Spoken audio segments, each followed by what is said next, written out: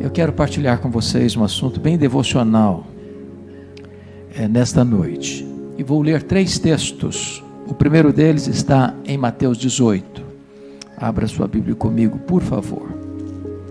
Mateus 18, versos 21 e 22.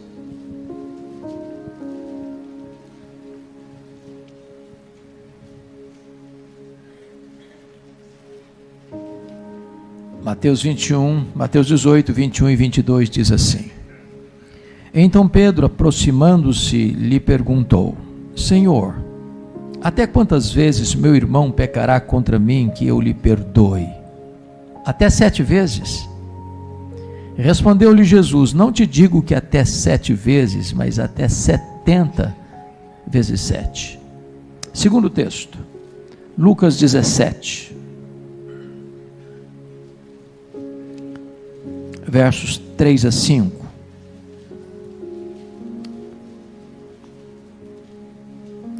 Acautelai-vos, se teu irmão pecar contra ti, repreende-o. Se ele se arrepender, perdoa-lhe. Se por 7 vezes no dia pecar contra ti, 7 vezes vier ter contigo, dizendo: estou arrependido, perdoa-lhe. Então disseram os apóstolos ao Senhor: aumenta-nos a fé. Último texto, Colossenses 3,13.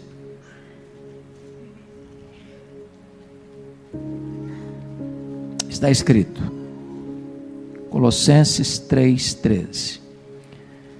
Suportai-vos uns aos outros, perdoai-vos mutuamente, caso alguém tenha motivo de queixa contra outrem. Assim como o Senhor vos perdoou, assim também perdoai vós. Eu estou convencido de que nenhuma pessoa neste seleto auditório pode dizer: eu não preciso desse assunto. Nunca errei com ninguém. Nunca precisei pedir perdão. Nunca precisei perdoar ninguém. Então essa mensagem é para mim e é para você. Precisamos dela, porque nós não viemos de uma família perfeita. Nós não somos uma pessoa perfeita. Nós não nos casamos com uma pessoa perfeita. Nós não temos filhos perfeitos. Nós não frequentamos uma igreja perfeita. Por isso, mais hoje ou mais amanhã, nós vamos ter motivos de queixas uns contra os outros. Hoje eu quero tratar de 3 assuntos. O primeiro deles é por que perdoar. O segundo deles é até quanto perdoar. E o terceiro é como perdoar. E a primeira coisa que esse texto nos sugere que nós devemos perdoar é porque o contexto retrata que nós temos uma nova natureza. Se você é um cristão, você nasceu de novo. Se você nasceu de novo, você tem um novo coração, uma nova mente, uma nova vida. Se você nasceu de novo, você já foi perdoado. E no céu só tem um tipo de gente que entra: os que foram perdoados. Ninguém entrará no céu se não foi perdoado. E ninguém entrará no céu se não perdoar. Quem não perdoa, não pode ser perdoado. E se alguém não é perdoado, não pode ser salvo. Então, essa é uma questão vital. Absolutamente necessária. Até porque não há saúde emocional sem perdão. Não há casamento saudável sem perdão. Não há família saudável sem perdão. Não há igreja saudável sem perdão. É vital. É absolutamente necessário. Mas, se eu já fui perdoado, eu preciso também perdoar. E por que eu preciso perdoar? O texto diz, porque há momentos em que nós temos queixas uns contra os outros.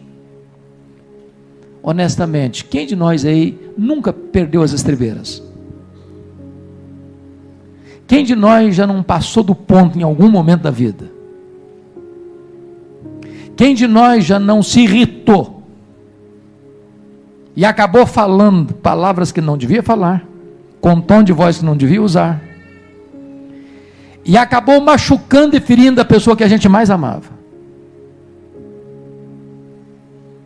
Talvez você diga, mas será que crente comete erro um com o outro a ponto de decepcionar uns aos outros?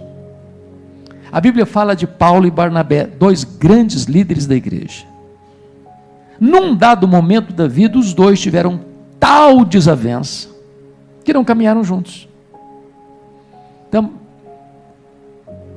me permita dizer isso, crente briga também, sabia? Crente às vezes bate cabeça. Paulo, escrevendo a sua carta aos Filipenses, diz que duas mulheres da igreja, duas líderes da igreja, Evódia e Síntique, não combinavam mais. Eu sei que na IPVO não tem essas coisas, mas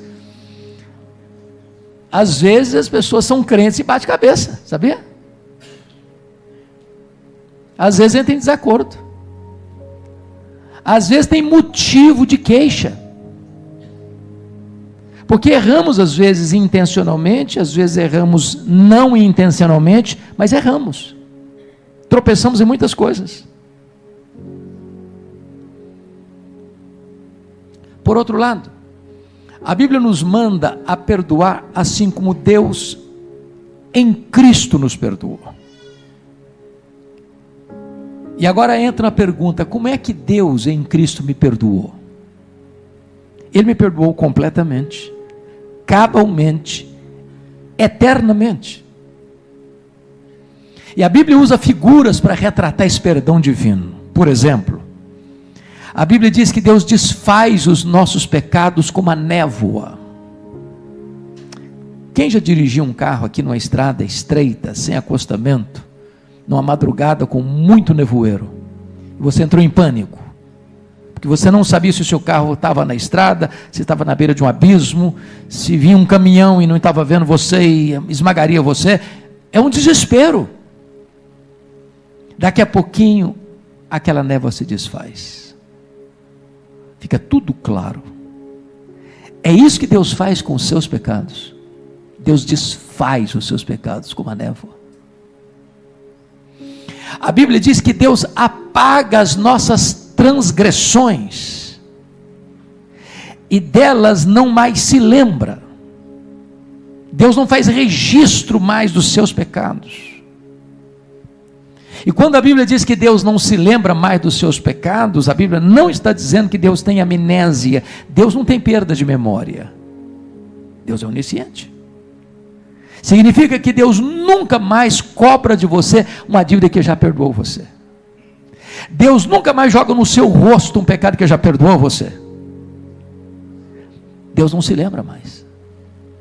A Bíblia usa a expressão de Deus lançar os nossos pecados para trás das suas costas. Como dizendo, eu sigo para frente, seus pecados ficarão lá para trás. Não vão ser mais registrados, estão cancelados, eu não vou cobrar mais de você. A Bíblia usa a figura que Deus afasta de nós as nossas transgressões, como Ele afasta o Oriente do Ocidente. Quanto mais você ir para o Ocidente, mais você se afasta do Oriente. É assim que Deus trata os seus pecados. Mas a Bíblia usa outra figura, que Deus pega os nossos pecados e lança-os nas profundezas do mar, nas camadas abissais do mar.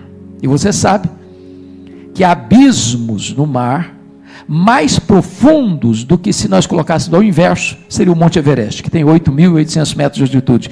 Tem buracos no mar de mais de 10.000 metros. Deus, ao lançar os nossos pecados nas profundezas do mar, Ele está dizendo o seguinte: nunca mais eles serão achados.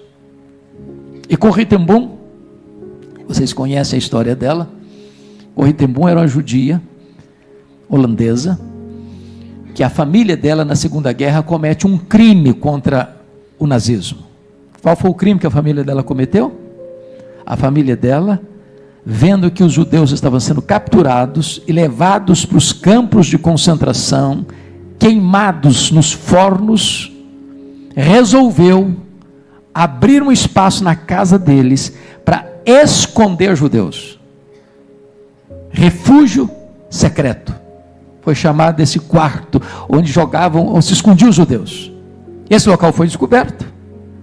O pai de Corrie ten Boom foi preso, a família dela foi presa, ela foi presa, a irmã dela foi presa e toda a família dela morreu. Somente ela sobreviveu.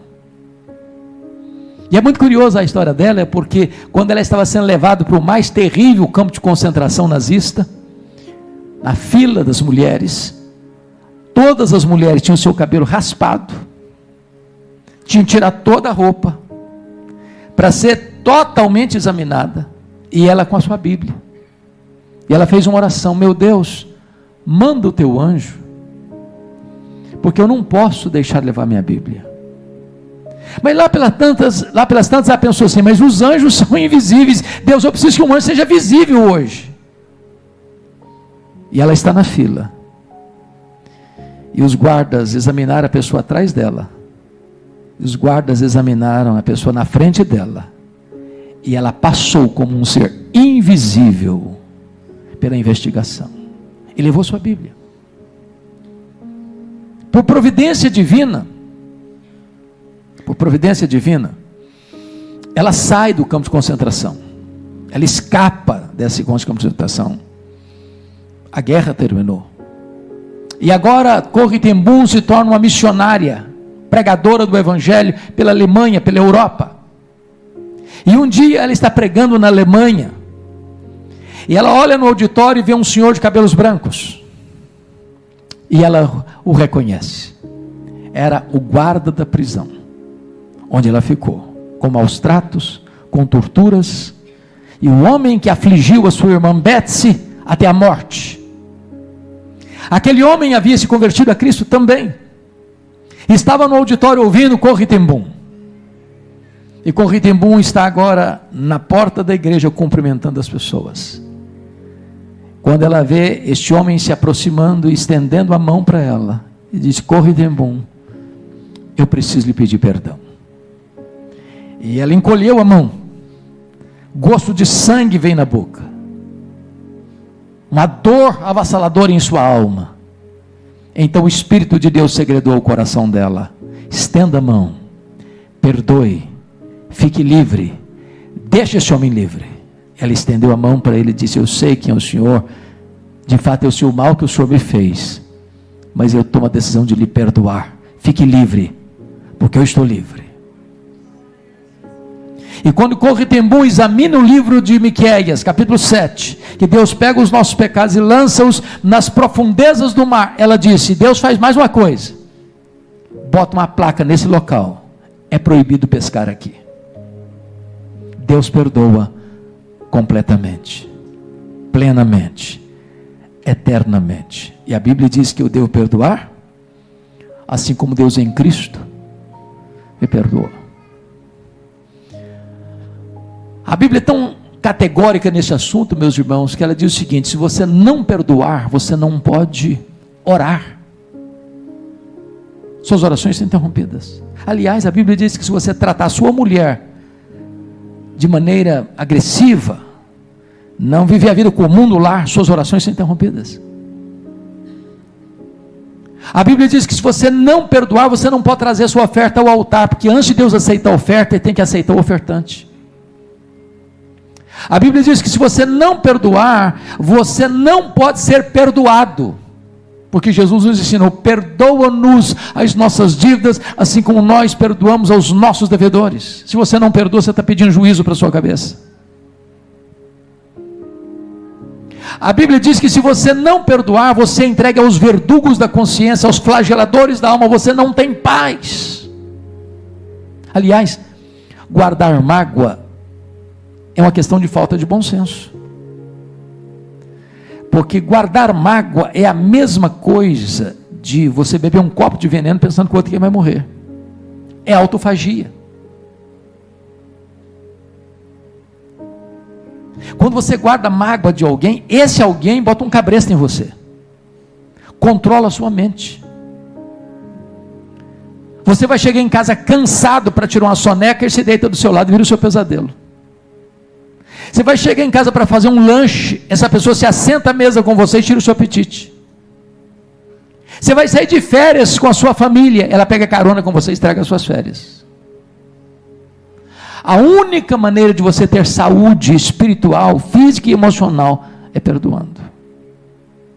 Agora, o perdão, me permita dizer isso, não é fácil. Não é fácil. Ninguém perdoa, meus irmãos, porque foi bem criado, porque tem um temperamento ameno, ou porque é membro da IPVO. Perdão é uma obra da graça de Deus em nós. Eu já tive muitas dores na vida, muitas. Mas talvez até hoje a dor mais aguda que eu já senti aconteceu no primeiro ano do meu pastorado. Ano de 1982, eu estava começando o meu ministério em Bragança Paulista. Eu sou filho caçula, e meu irmão acima de mim, no dia 1º de agosto de 1982, completou 27 anos de idade, com 2 filhos pequenos. No dia seguinte, dia 2 de agosto, ele foi brutalmente assassinado, com 11 golpes de faca, todos mortais, pelo primo primeiro da sua mulher, gente criada conosco dentro da nossa casa. Quando eu recebi o telefonema, foi como um soco no meu estômago, eu perdi a voz. Quando Deus restaurou minhas forças, a primeira palavra que Deus botou na minha boca foi esta: eu perdoo o assassino. Eu não tinha outra opção. Ou perdoava, ou adoecia. Ou perdoava, ou minha vida transformar-se no inferno. Ou perdoava, ou teria que abandonar o ministério. Mas eu posso lhes garantir que o perdão é maior que o ódio. O perdão cura, o perdão liberta, o perdão restaura. O perdão é a asepsia da alma, é a faxina da mente, é a alforria do coração. A Bíblia me ensina a perdoar assim como Deus em Cristo me perdoou. Mas, pastor Luciano, eu só fui entender de fato o que é esse perdão no dia que eu pude entender uma parábola que Jesus contou, a parábola do credor incompassivo. Jesus conta uma parábola que um rei acertava as contas com seus súditos e encontra um que lhe devia 10.000 talentos. Não tendo com o que pagar, o homem pediu clemência e o rei perdoou a ele a dívida de 10.000 talentos.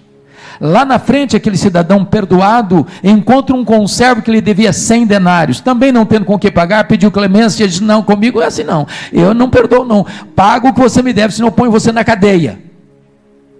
O rei ficou sabendo da história, mandou chamar o homem, disse: servo malvado, eu perdoei a você 10.000 talentos, agora você não perdoou o seu conservo 100 denários, então você vai ser entregue aos verdugos, aos flageladores, até que você pague o último centavo. E Jesus termina assim: assim vosso Pai Celeste vos fará, se do íntimo não perdoardes uns aos outros. A parábola terminou, e eu não entendi quase nada, eu não sei quanto vale 10.000 talentos, também não sei quanto vale 100 denários, não é a nossa moeda. De fato, Jesus não contou apenas uma parábola, ele contou uma hipérbole. Nenhum judeu podia dever no primeiro século 10.000 talentos. O que são 10.000 talentos? Um talento são 35 quilos de ouro. 10.000 talentos são 350 mil quilos de ouro. Para você ter uma ideia, no período áureo de Israel, período de Salomão, todo o ouro que entrava nos cofres da nação eram 666 talentos por ano.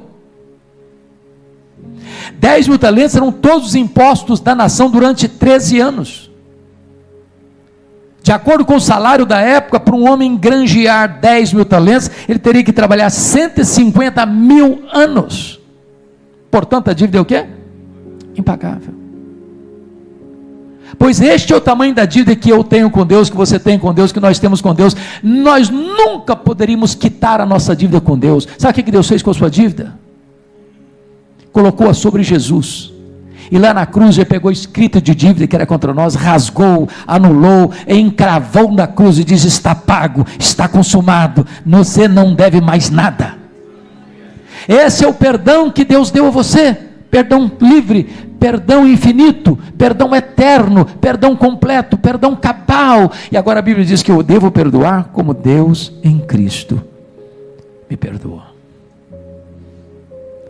Ninguém aqui nesse auditório pode dizer: não, pastor, se eu contar a minha história, o senhor vai me dar razão. Sofri muito, fui muito injustiçado, me machucaram demais, levei muito prejuízo. A Bíblia diz que eu devo perdoar, assim como Deus em Cristo me perdoou. Por que que você deve perdoar? Por que que eu preciso perdoar? Porque nós somos muito perdoados. Vamos ao segundo texto. Mateus 18, 21 e 22. Volta lá comigo, por favor.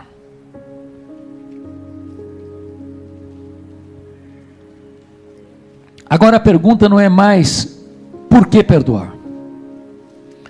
A pergunta agora é: até quanto perdoar? Versículo 21, então Pedro, aproximando-se, lhe perguntou: Senhor, até quantas vezes meu irmão pecará contra mim? Preste atenção, não é o perverso, não é o ímpio, não é o meu inimigo não, é o meu irmão. O que Jesus está admitindo? Que irmão erra com outro irmão. Então não fica escandalizado, não deveria, mas erra. Ou você nunca errou com seu irmão? Erramos dentro de casa, erramos fora de casa, erramos na igreja. E a pergunta do Pedro é essa: até quanto, Senhor? E ele, muito generosamente, quase querendo receber um aplauso e um elogio de Jesus, até 7 vezes. 7 é um número emblemático na Bíblia, é um número perfeito. Os rabinos da época diziam que se perdoava, devia se perdoar até 3 vezes, mas 7, Pedro estava querendo arrancar um aplauso de Jesus. Parabéns, Pedro, você é um cara batuta, você é crentão mesmo. Para Pedro é como se fosse uma cota. Senhor, até onde vai essa cota de perdão? Até 7 vezes, Senhor. E Jesus desconcerta o Pedro e responde para ele: não até 7 vezes, Pedro, até 70 vezes 7. Acho que Pedro não tinha feito o Kumon, então não tinha uma resposta rápida para dar. Ele não tinha feito esse cálculo na cabeça dele rapidamente. É claro que Jesus não está falando de 490 vezes. O que Jesus quis dizer para Pedro é que o perdão é ilimitado.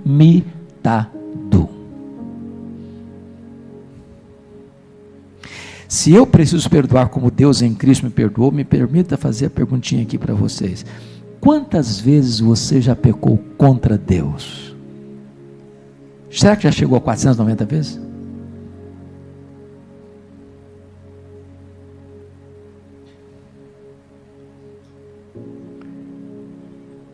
Quando você erra, quando você peca, se você é uma pessoa convertida, você chega para Deus: Senhor, eu errei, o Senhor me perdoe.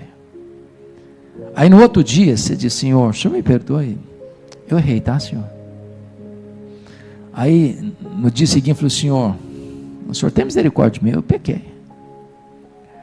Aí no outro dia você: Senhor, ó, estou aqui de novo, tá?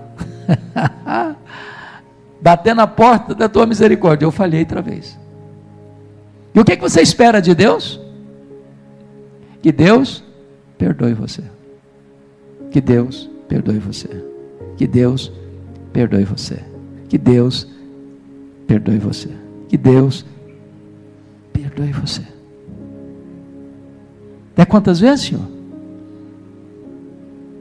70 vezes 7. Ilimitadamente.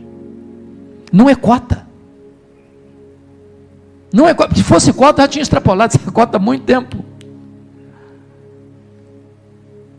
Só que a pergunta de Pedro não tem a ver com quanto Deus já perdoou você, porque isso é infinito. A questão é: e agora? Como é que eu vou aplicar isso na minha relação com o meu irmão? Não é com o inimigo não, é com o meu irmão, com gente da mesma família.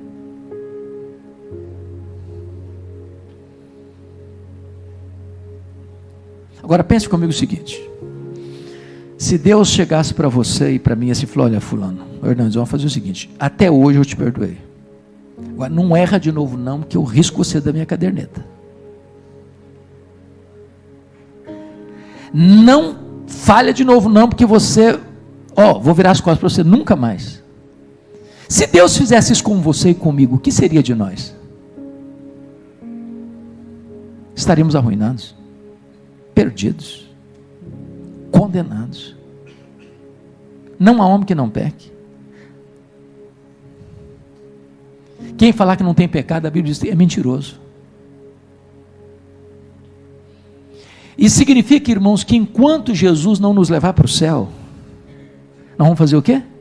Infelizmente, erramos com os outros, frustramos os outros, decepcionamos os outros, machucamos os outros. Não temos licença para pecar, não temos permissão para fazê-lo, mas nós ainda não fomos glorificados.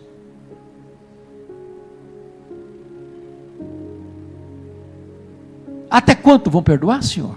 Até 70 vezes 7. Continua perdoando. Continua perdoando. Continua perdoando.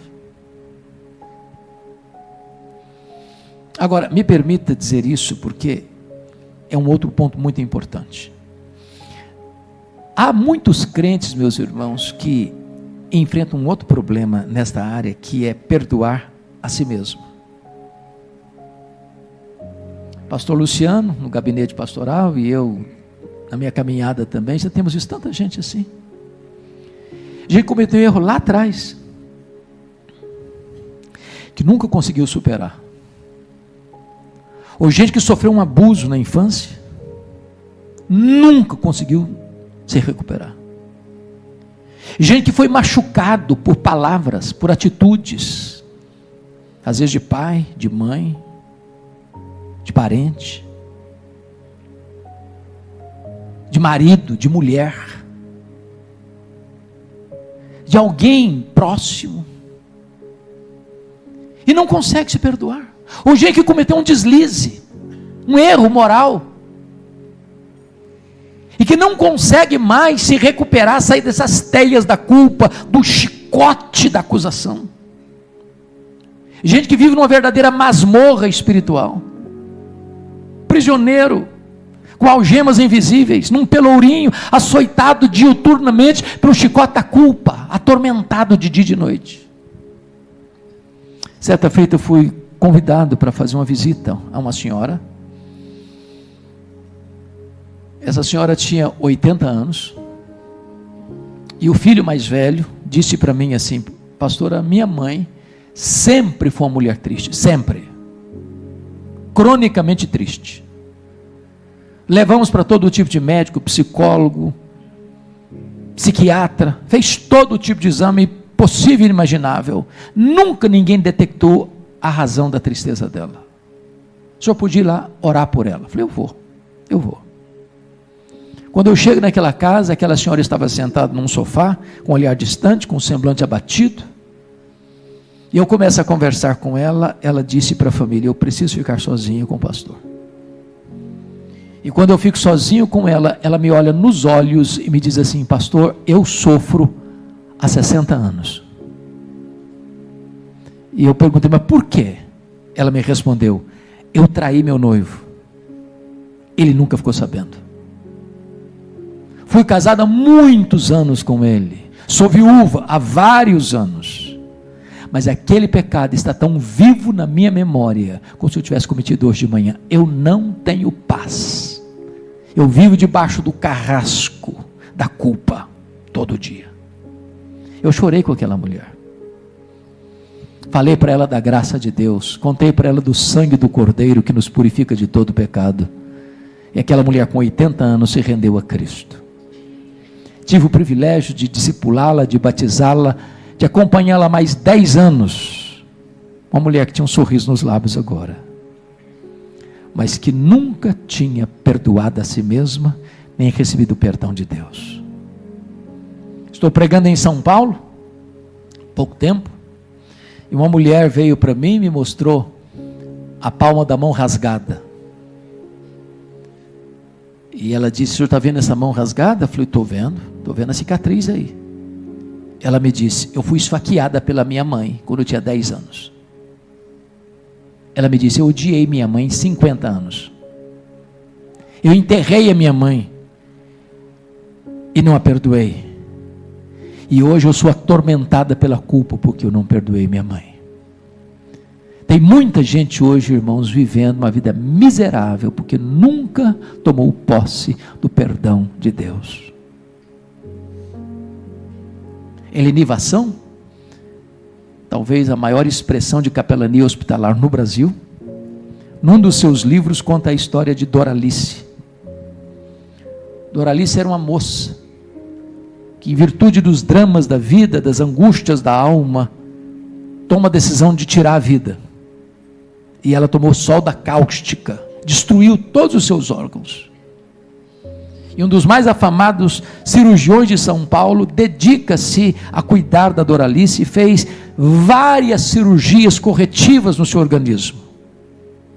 Depois de meses e meses e meses de tratamento intensivo, com muitas cirurgias, consegue recuperar a saúde da Doralice e com muita alegria deu alta para a Doralice. Ela voltou para sua casa para recomeçar a sua vida. Esse médico afamado, convidado para uma grande conferência de cirurgia na Europa, arrumava as malas para ser um dos preletores, onde daria testemunho do sucesso do tratamento de Doralice. Quando ele está terminando de arrumar as malas, o telefone toca. Ele atende. É da casa de Doralice. E a informação era essa: Doralice acabou de cometer suicídio. Ele cancela a viagem, rapidamente vai para o local onde a família estava, com o corpo gelado da Doralice, estendido ainda na cama. E ele chora sobre o cadáver da Doralice e disse: Doralice, me perdoe, me perdoe. Eu curei as feridas do seu corpo, mas eu não lancetei os abscessos da sua alma. Talvez hoje você vai precisar cuidar de você mesmo,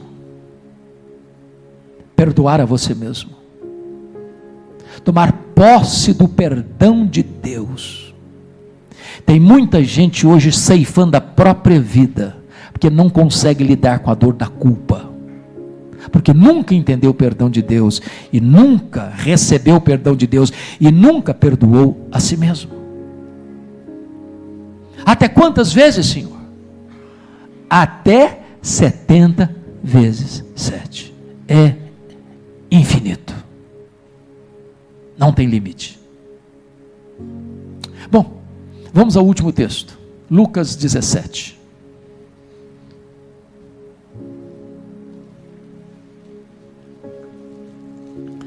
Em Lucas 17, meus amados, a pergunta não é mais por que perdoar. A pergunta não é até quanto perdoar. Lucas 17, a pergunta é como perdoar. E o verso 3 começa com uma palavra muito sugestiva. Jesus começa assim: acautelai-vos. Por que Jesus fala disso aqui, quando vai tratar de perdão? Porque a primeira coisa que nós temos que compreender é que, se eu estou falando de perdão, eu estou falando que duas pessoas ou mais estão o quê? Machucadas, feridas, magoadas. Eu preciso de cautela, sabe para quê? Para não pegar uma marreta de 5 quilos para pregar uma taxinha. Para não usar uma força desmesurada para resolver um problema. Gálatas capítulo 6 diz assim: se o teu irmão for surpreendido em alguma falta, vós que sois espirituais, corrigi-o com espírito de brandura. E a palavra corrigir aí, na língua original, é uma palavra da medicina ortopédica, de alguém que quebrou um osso, precisa ser colocado no lugar, tem que ter o quê? Cuidado, sensibilidade, está machucado, está doído, cautela. Me permita 2 exemplos. Vocês se lembram de João 8, quando aqueles escribas e fariseus pegaram aquela mulher apanhada em flagrante adultério e jogaram a mulher aos pés de Jesus com o dedo em riste, dizendo: a lei ordena que tais pessoas sejam apedrejadas, e tu o que dizes? Aquelas pessoas não estavam preocupadas com Jesus, elas não estavam preocupadas com a lei, elas não estavam preocupadas com a mulher. Aquelas pessoas queriam usar aquela situação para acusar Jesus e levá-lo à morte. E a Bíblia diz que Jesus não respondeu nada para eles. Ao contrário, agachou-se e com o dedo começou a escrever no chão, com a poeira do deserto que caía. E eles insistiram com a pergunta: e aí, não vai responder? A lei manda apedrejar, tu o que dizes? E Jesus então diz assim: se alguém tiver sem pecado, atire a primeira pedra. E é curioso que a palavra escrever no chão não é grafê, é epigrafê no grego, trazendo a ideia de que Jesus estava não só escrevendo algo, mas talvez escrevendo em letras garrafais os pecados dos acusadores. E eles foram se retirando, um por um, a partir do mais velho. Então Jesus se volta para a mulher e pergunta assim: mulher, onde estão os teus acusadores? Eles não te condenaram? Eu também não te condeno. Vai, não peques mais. Jesus tratou do problema, mas Jesus tratou da pessoa que cometeu o problema. Jesus cuidou da pessoa machucada, pecadora, para restaurá-la. Cautela, tato, bondade, misericórdia. Vamos ao segundo exemplo. Pedro negou Jesus covardemente. Covardemente. Aí Jesus manda um recado através do anjo para as mulheres: olha, ide dizei aos seus discípulos e a Pedro. A menção de Pedro, só o fato de Jesus mencionar Pedro, já é uma tonelada de graça. É um cuidado especial. Alguém que se sentia desqualificado, alguém que dizia: não, para mim não tem mais chance, para mim não tem mais vez, eu estou perdido, agora eu não consigo mais retornar. E talvez Pedro esperasse de Jesus uma baita de uma reprimenda: você é um covarde, Pedro, você faz promessa e não cumpre, Pedro, você é um fracasso, Pedro. Não, Pedro, tu me amas, tu me amas, Pedro. Tato, jeito, graça, misericórdia no trato do perdão. Acautelai-vos. Porque às vezes, irmãos, até no ato de pedir perdão a gente pode demonstrar arrogância, ou até no ato de perdoar a gente pode demonstrar arrogância. O cara chega para o outro e fala: eu sou um homem cheio do Espírito Santo, um homem muito espiritual, e por esta razão, porque sou muito generoso, resolvi perdoar você que é um crápula. Pronto, eu não resolvi o problema, eu fiz um outro, piorou a situação. Cautelai-vos, acautelai-vos. Se o teu irmão pecar contra ti, repreende-o. O que Jesus está querendo nos ensinar aqui? Primeiro, ele está querendo nos ensinar aqui que o tempo, no que tange a perdão, não é o Senhor da razão. Conhece essa frase brasileira? O tempo é o Senhor da razão. Tem gente: não, fulano de tal errou comigo, eu estou machucado, estou ferido, estou magoado, estou cuspindo marimbondo, mas o tempo vai acalmar. A poeira do tempo vai cobrir isso. Vou botar no congelador, vou botar debaixo do tapete, daqui a pouco melhora. A Bíblia não ensina isso não. Tempo não cura ferida, tempo gangrena a ferida. Deixa eu dar 2 exemplos. Vocês se lembram quando Jacó saiu de casa? Depois de enganar o pai, traiu o irmão. Às vezes a gente pensa que o Pedrão lá, que Jacó, eu falei Pedro? Falei? Jacó. Que o Jacó era um adolescente. Sabe quantos anos tinha Jacó quando desceu de casa? Brigado com o pai? Ou melhor, brigado com o irmão depois de enganar o pai? Ele tinha 77 anos. Isso mesmo, 77 anos. Dá para saber isso? Sua idade. Ele tinha 77 anos. É fácil você fazer as contas para saber que ele tinha 77. Ele passou 14 anos trabalhando na casa de Labão para ter o privilégio de casar com as duas meninas. Aliás, casar com a Raquel, porque a outra veio no pacote por engano. Depois de 14 anos nasceu José. Então ele tinha 91 anos. E ficou lá mais 6 anos, 20 anos. Então José tinha 6 anos. Ele tinha 97. O José foi vendido para o Egito com 17 anos. Então o Jacó tem 108 anos, quando o José foi vendido. O José ficou lá 22 anos, até levar a família dele para lá. A Bíblia diz que quando ele vai para lá, o Jacó tem quantos anos? 130 anos. Ele ficou 17 anos lá, morreu com 147 anos. Pois bem, o Jacó saiu de casa com 77, não era um menino. Não era um menino. Ele ficou lá quantos anos? 20 anos.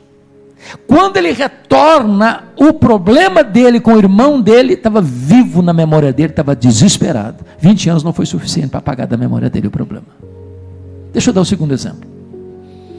Os irmãos de José venderam José, mentiram para o pai, enganaram o pai Jacó, 22 anos.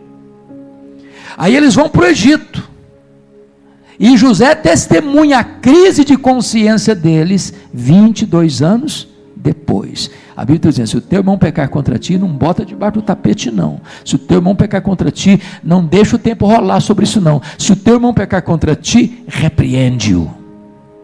Agora, preste atenção em outra coisa. Qual, às vezes, o que acontece? Meu irmão pecou contra mim, eu vou para o fulano, rapaz, você precisa saber o que o fulano fez comigo, ele me arrebentou. Aí eu espalho para todo mundo que o fulano pecou contra mim. Não, pior, hoje nós usamos as redes sociais. Irmãos, eu sou amante das redes sociais, eu uso as redes sociais, eu acho que é uma ferramenta maravilhosa para você levar a esperança do Evangelho, mas é uma abominação você ter um problema com uma pessoa, e você espalhar para o mundo inteiro que você tem um problema com aquela pessoa, quando às vezes você nem foi com aquela pessoa para resolver o problema com ela.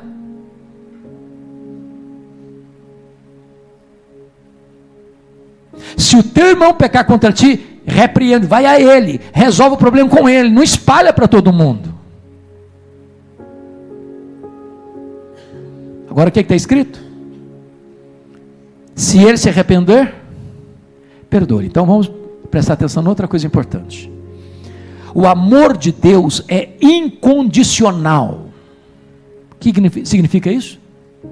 Significa que não há nada que você possa fazer para Deus amar você mais. Não há nada que você possa fazer para Deus amar você menos. Deus ama você com amor eterno. Agora, o perdão de Deus não é incondicional. Perdão não. A quem Deus perdoa? A quem? Se arrepende. Em não havendo arrependimento, não há o quê? Perdão. Deus não perdoa quem não se arrepende. O amor dele é incondicional, mas o perdão não. Perdão requer o quê? Arrependimento. Se ele se arrepender, perdoa-lhe. Agora, vamos ao verso 4, irmãos, que o verso 4 é uma situação que Jesus cria sem muita concretude na nossa realidade. Eu nunca vi nos meus 43 anos de pastorado, não sei se o pastor Luciano já viu algum caso parecido, eu nunca vi. O que está escrito no versículo 4? Se por 7 vezes no dia pecar contra ti, e 7 vezes vier ter contigo dizendo, estou arrependido, perdoa-lhe. Conhece algum caso assim? Num dia só, 6 da manhã o cara chuta a sua canela direita. Aí vem, desculpa, eu estava meio irritado, você me perdoe, tá? 9 horas da manhã e vem e chuta a canela direita, a esquerda. Aí chega logo depois, rapaz, eu estava nervoso, você me perdoe. Aí meio-dia volta outra vez e fala mal de você. Ah, cara, me desculpa, tá? 2 horas da tarde ele vem de novo e dá uma bofetada na sua cara. Ah, desculpa, tá, cara? 6 da tarde ele volta outra vez e abusa de você. Aí, 7:30 da noite, chega e abusa outra vez. Se fosse hoje, o que você diria para um cidadão desse? Ô cara, você está brincando com a minha cara, né?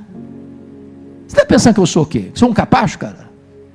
Você não aguenta isso, aguenta? 7 vezes no mesmo dia. Por que Jesus usou essa possibilidade tão exagerada? Para dizer o seguinte: você e eu nunca podemos negar, reter perdão para alguém que chega a você e diz: eu estou arrependido, me perdoe. Deixa eu copiar meu colega lá de São Paulo, Orival. Vocês estão entendendo o que eu estou falando?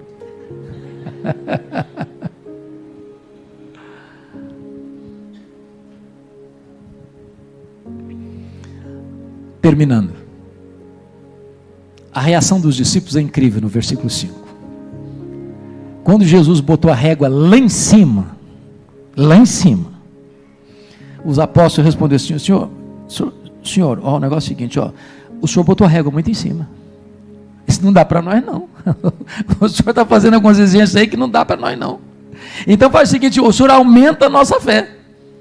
Porque com a nossa capacidade, do jeito que nós somos, nós não vamos conseguir fazer isso não. Irmãos, perdão é uma obra da graça de Deus em nós. Não é um sentimento, não é uma emoção, é uma decisão. Você resolve perdoar. Você faz isso pela fé.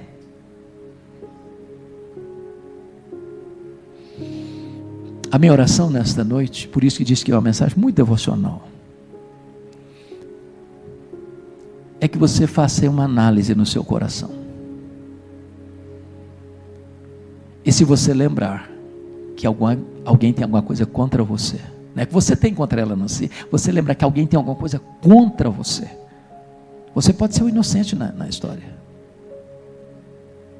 Toma iniciativa, vá lá, marca um café. Se não quiser ir na sua casa, marca na padaria, vai lá, conversa, acerta os ponteiros. Arranque essa raiz de amargura do seu coração.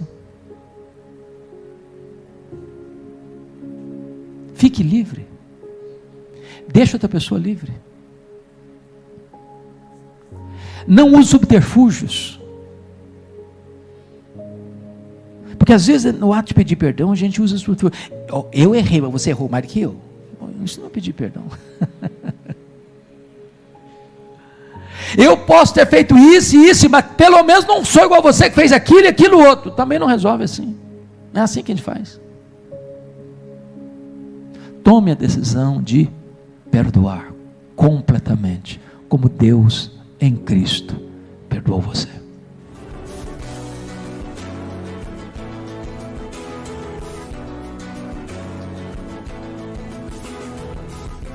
Palavra da Verdade, com Hernandes Dias Lopes.